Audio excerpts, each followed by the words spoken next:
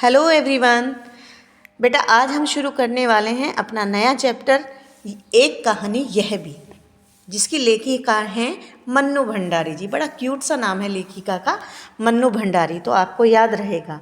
ठीक है, तो बेटा ये चैप्टर काफ़ी बड़ा है, जिसको हम 2 पार्ट्स में आपको पढ़ाएंगे। और इसको मैंने जो प्रमुख बिंदु हैं वो मैंने लिख लिए हैं, क्योंकि विस्तार पूर्वक पढ़ने का आपके पास समय नहीं है।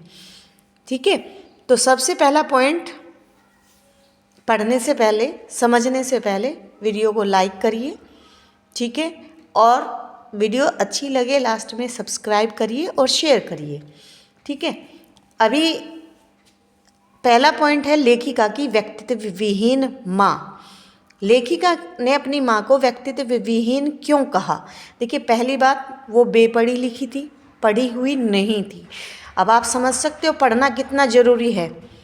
ठीक है, अपनी पर्सनैलिटी के लिए, अपने व्यक्तित्व के लिए पढ़ना कितना ज़रूरी है। दूसरों की नज़रों में, यानी अपने बच्चों की नज़रों में ही उनकी कोई इज्जत नहीं रहती जिनके माता पिता कम पढ़े लिखे या बेपढ़े लिखे होते हैं। दूसरी बात, वो बिल्कुल साधारण महिला थी, कोई सजना संवरना नहीं, बिल्कुल साधारण रहती थी। तीसरी बात, उन्होंने अपने लिए कभी किसी तरह की मांग नहीं की।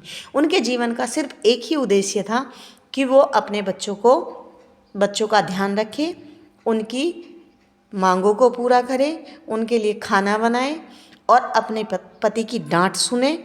जो उनके पति बाहर का जो गुस्सा था वो उन पर ही अक्सर उतार देते थे, अपनी झुंझलाहट उतारते थे, और अपने पति की आज्ञाओं का पालन करे। तो उनका खुद का कोई व्यक्तित्व नहीं था, खुद की कोई इच्छाएं वो नहीं रखती थी। दूसरा पॉइंट है लेखिका के पिता की बदली हुई परिस्थितियाँ। देखिए, लेखिका ने अपने पिता के बारे में बताया कि उनका जन्म, लेखिका का जन्म मध्य प्रदेश में हुआ, लेकिन मध्य प्रदेश से वो कहाँ रहने लगे? अजमेर के ब्रह्मपुरी मोहल्ले में रहे। जगह बदलने का क्या कारण था? जो लेखिका के पिता थे उनको उनके नज़दीकी रिश्तेदारों ने ही धोखा दिया, जिस कारण वो बहुत अमीर थे पहले जब मध्य प्रदेश में थे, उसके बाद वो गरीबी की स्थिति में आ गए। आर्थिक झटका उनको उनके जानने वाले लोगों ने दिया। पहले उनका व्यक्तित्व क्या था? बड़े ही प्रसिद्ध थे, प्रतिष्ठा थी इंदौर में उनकी, और बड़ा ही सम्मान था। ठीक, कांग्रेस के साथ जुड़े हुए थे, समाज सुधारक थे, और पढ़ना पढ़ाना उनका शौक़ था। 8-10 विद्यार्थियों को पढ़ाते थे। जो बड़े बड़े ओहदे पर पहुँचे वो बच्चे आगे जाकर। ठीक है, बड़े ही कोमल और संवेदनशील व्यक्ति थे। ठीक है, लेकिन जो आर्थिक झटका उन्हें लगा, उस कारण वे अजमेर आ गए इंदौर से, और वहाँ पर आकर पहली बार जो उनके व्यक्तित्व में बात आई, वो आई शक करने की। क्योंकि जब अपने धोखा दे देते हैं ना, तो लोग सब पे शक करने लगते हैं। वो एक कहावत है ना, दूध का जला छाछ को भी फूंक फूंक कर पीता है। तो जब वो शक करने लगे थे लोगों पर कि कहीं ये मुझे धोखा ना दे दे। दूसरी बात, गरीबी में आ गए, और गरीबी में आदमी चिड़चिड़ा हो जाता है। तो जहाँ उनका वो कोमल और संवेदनशील व्यक्ति थे, कोमल स्वभाव के, अब वो हो गए चिड़चिड़े। अजमेर में आकर भी उन्होंने अंग्रेजी हिंदी शब्दकोश बनाया, लेकिन क्या हुआ? इसने उसको नाम तो दिया, लेकिन अर्थ नहीं, अर्थ यानी पैसा नहीं दिया, जिस कारण वो ऐसे हो गए। और विश्वासघात जैसी चोट उन्होंने खाई अपनों के हाथों, इस कारण वे थोड़े शक्की और गुस्से वाले बन गए। तो उनके व्यक्तित्व में ये बदलाव आया, परिस्थितियाँ बदली और उनके पिता का व्यक्तित्व भी बदल गया। थर्ड पॉइंट मैंने लिखवाया है, लेखिका में गहरी हीन भावना की ग्रंथि पैदा हुई। गहरी हीन भावना, हीन मतलब अपने आप को कम समझने की भावना उनके अंदर कैसे पैदा हुई? देखिए, वो लोग उनके पिता जो थे, उनकी एक कमजोरी थी गोरा रंग। ठीक है, तो लेखिका से जो 2 साल बड़ी लेखिका की बहन थी सुशीला, वह खूब गोरी, स्वस्थ और हंसमुख थी। ठीक है, लेकिन लेखिका कैसी थी? काली सी, दुबली सी, मरियल सी थी, जिस कारण जो लेखिका के पिता थे वो सुशीला में और मनु भंडारी में हमेशा ही अंतर करते थे, और मनु भंडारी को हमेशा कम आंकते थे। प्यार करते थे सबसे ज़्यादा किसको? सुशीला को, क्योंकि सुशीला बहुत सुंदर और गोलू मोलू सी थी। तो कहीं ना कहीं ये हीन भावना की ग्रंथि, अपने आप को कम समझने की ग्रंथि उनके मन में घर से ही पैदा हो गई। ठीक, तो ये उनके पिता ने ये हीन भावना की ग्रंथि उनके अंदर पैदा की। ठीक है, फिर उसके बाद नेक्स्ट पॉइंट है लेखिका और उनके पिता के व्यक्तित्व में समानता।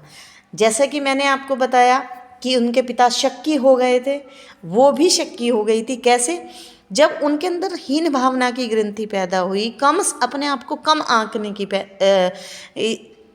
ग्रंथि पैदा हुई, तब उन्हें लगा कि जब वो लेखिका बन गई, प्रसिद्ध हो गई, लोग उनका सम्मान करने लगे, तब वो हमेशा ये सोचती थी कि ये जो प्रसिद्धि है ये मेरी मेहनत से नहीं मिली, ये मुझे तुक्के से मिल गई है, ऐसे ही मिल गई है। तो उन्हें कभी अपनी सफलता पर भी यकीन नहीं हुआ, हमेशा शक्की बनी रही। ठीक है, अपने पिता की तरह ही वो थोड़ी चिड़चिड़ी और गुस्सैल भी हो गई थी। एक तरह से वो प्रतिक्रिया, दूसरों की क्रिया पर प्रतिक्रिया करने लगी, गुस्सा करने लगी। तो ये सब कैसे आया? उनके पिता के व्यक्तित्व से लेखिका के व्यक्तित्व में ये सारी चीज़ें आ गई। ठीक है, नेक्स्ट है निहायत असहाय मजबूरी में लिपटा उनका व्यक्तित्व। ठीक है, उनका त्याग कभी मेरा आदर्श नहीं बन सका। ये लाइनें लेखिका ने अपनी माता के बारे में लिखी हैं, अपनी माँ के बारे में लिखी है। देखिए, उनकी माँ जो बहुत असहाय थी और मजबूर थी, किस चीज़ के लिए? पिता की आज्ञाओं का, मनु भंडारी के पिता की आज्ञाओं का पालन करने के लिए, और बच्चों की फरमाइश को अपना फ़र्ज समझकर सहजभाव से स्वीकार करने के लिए। तो लेखिका ने कहा कि वो मेरी कभी आदर्श नहीं बन सकी। देखिए, बच्चे किसे आदर्श बनाते हैं? किसी कमज़ोर व्यक्ति को कभी अपना आदर्श नहीं बनाते, उसके पदचिन्हों पर कभी नहीं चलना चाहते। वो हमेशा ये चाहते हैं कि जो हमें जीवन जीने का सलीका सिखाए, आज के समाज के साथ चलने के लिए हमें मजबूर करे। ठीक है, जिनका खुद का कोई व्यक्तित्व हो उन्हें हम फॉलो करें।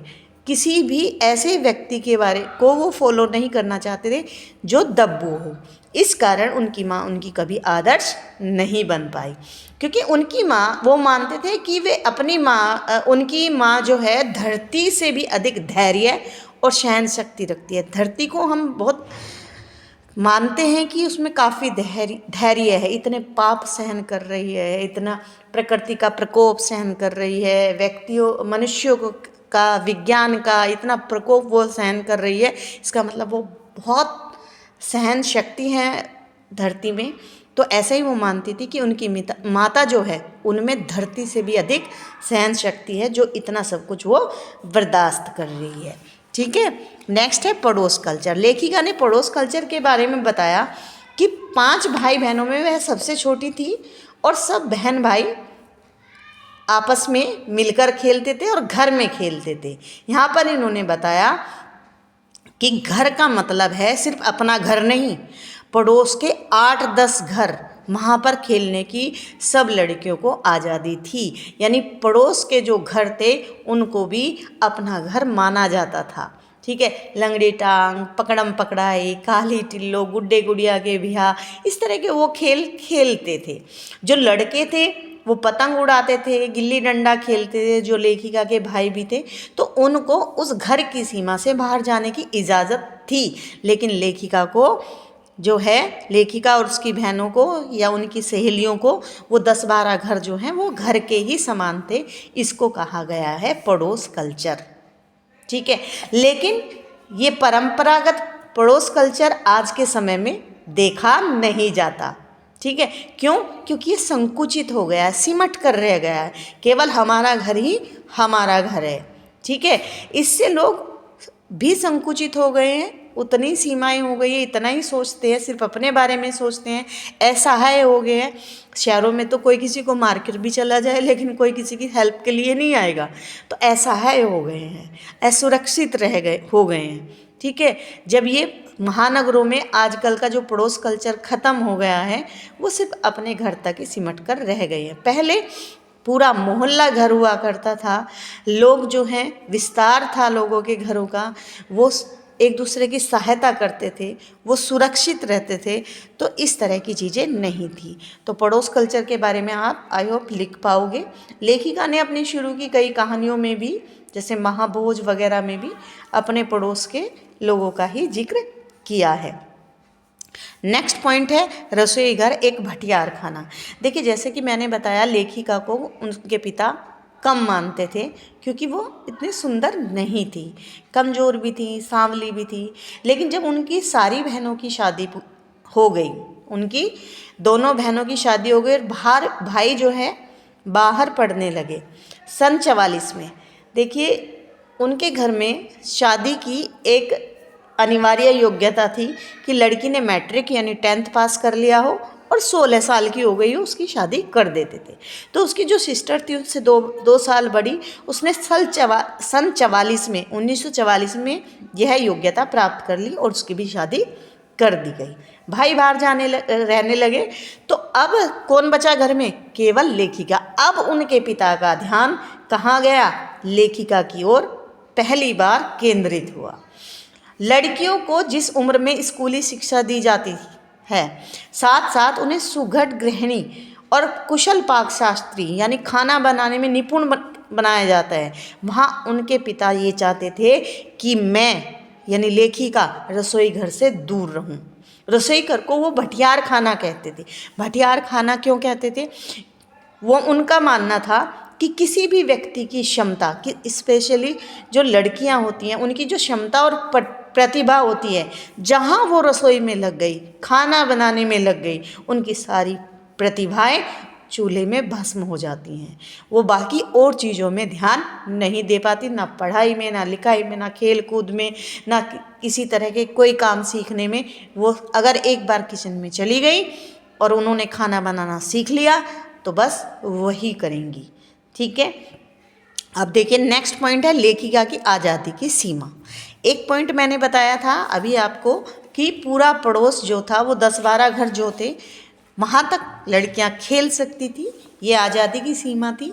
दूसरी बात, चूँकि उनके पिता जो थे वो कांग्रेस से जुड़े हुए थे, यहाँ पर भी अजमेर में भी, तो लोग राजनीति से संबंधित पार्टियाँ उनके घर में चलती रहती थी, लोग आते रहते थे। ठीक है, बहस होती रहती थी, बातें होती रहती थी। तो पिता ये चाहते थे जब मैं उनको चाय पानी या नाश्ता देने जाऊं तो मैं वहाँ बैठूं और सुनूं और जानूं कि देश में चारों ओर क्या हो रहा है, कितना कुछ घट रहा था। सन 42 के आंदोलन के बाद तो जैसे पूरा देश खोल रहा था, तो पूरी राजनीतिक नीतियाँ वहाँ पर जो है विचार विमर्श होता नीतियों के बारे में। तो लेखिका कहती मुझे राजनीति की इतनी समझ नहीं थी, मुझे नहीं समझ में आता था कि ये लोग क्या बातें कर रहे हैं। लेकिन हाँ, जैसे क्रांतिकारी और देशभक्त जो थे, उनकी देशभक्त शहीदों के जो उनकी रोमानी बातें थी, उनकी कुर्बानियों के बारे में बात होती थी, तो उनको सुनना मुझे बहुत ज़्यादा पसंद था। तो दूसरी सीमा ये थी कि लेखिका घर से बाहर जाकर किसी राजनीतिक आंदोलन में या किसी भी तरह से प्रतिभाग नहीं करेगी, लेकिन वो घर में बैठकर राजनीतिक पार्टियों से संबंधित बहसों को सुन सकती है। तो ये उनकी सीमाएं थी। आई होप आप लोगों को इतना समझ आ गया होगा, और समझ आ गया है तो शेयर करिए, सब्सक्राइब करिए, लाइक करिए। ठीक है, ताकि ज़्यादा से ज़्यादा लोगों को इसका लाभ मिल सके। ठीक है, इंग्लिश का एग्ज़ाम तो अच्छा गया होगा ना? Very good. तो ऐसे ही मेहनत करते रहिए, हिंदी का भी बहुत अच्छा जाएगा। ठीक है, इसका पार्ट 2 मैं कल अपलोड करूँगी।